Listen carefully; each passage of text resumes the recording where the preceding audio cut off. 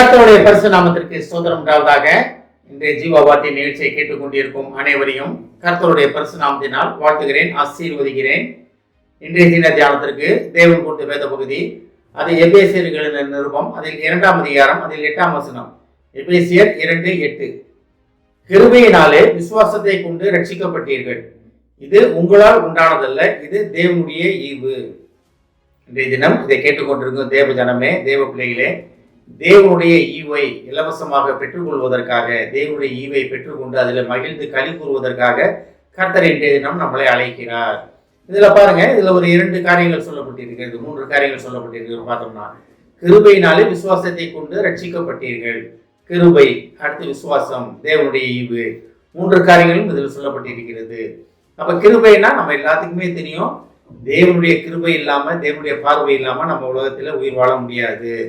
இன்னொரு கிருபை என்னன்னா, நம்மளுடைய வாழ்க்கை, நம்மளுடைய பழைய காரியங்களையும் மறந்து மன்னித்து நம்மளே புதிய மனிதனாக அவர் ரத்தம் சிந்தி ஏற்றுக்கொண்டதுதான் கிருபை. தகுதி இல்லாதவனை தகுதிப்படுத்துவதுதான் கிருபை. தகுதி இல்லாத மக்களை நம்ம தகுதிப்படுத்தி தேவனை சேர்ப்பதற்காகத்தான் இயேசுவின் ரத்தம் சிந்தப்பட்டது. இதுதான் மிகப்பெரிய கிருபை.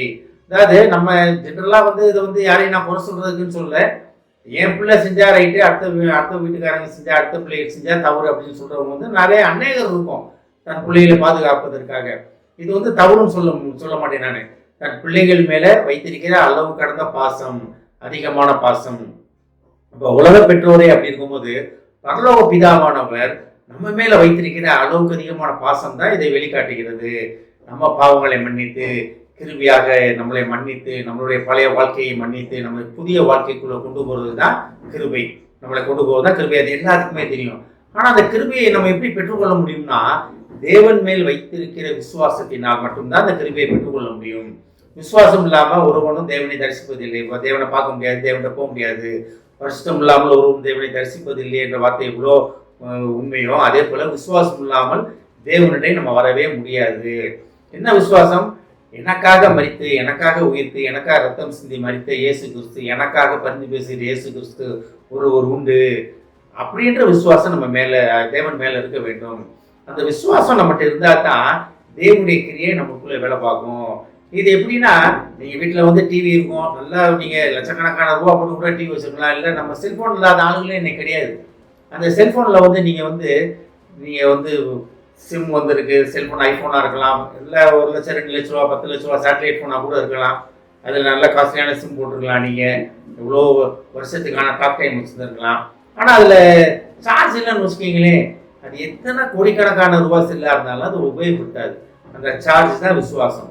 உலகத்தில் பார்த்தோம்னா அந்த சார்ஜ் தான் விசுவாசம். தேவனுடைய சார்ஜில் நம்ம இருக்க வேண்டும். அந்த விசுவாசம் தான் நம்ம கிருபையை பெற்றுக்கொள்ள உதவும். தேவன் மேலே வைத்திருக்கும் விசுவாசம் தான் தேவன் நமக்காக வைத்திருக்கிற கிருபையை பெற்றுக்கொள்ள உதவும்.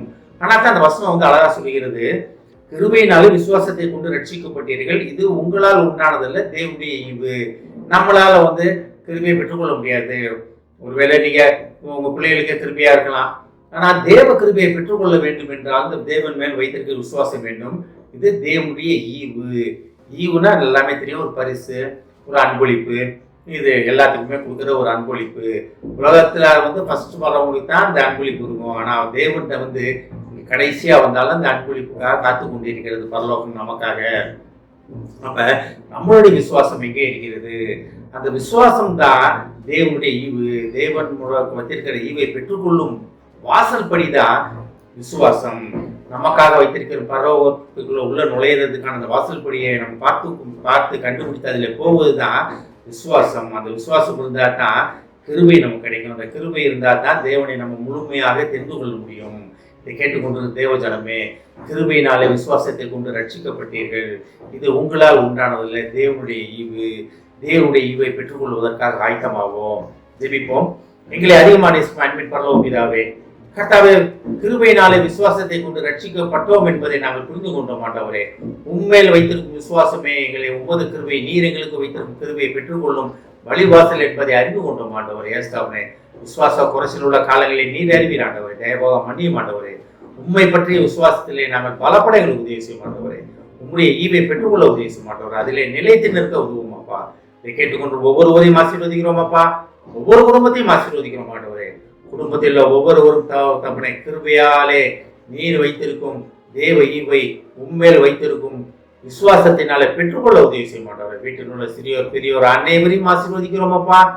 படிக்கும் வயதில் உள்ள பிள்ளைகளே ஆசீர்வதிக்கிறோம் மாட்டவர். நல்லபடியா படிக்கக்கூடிய மனதை தாங்க.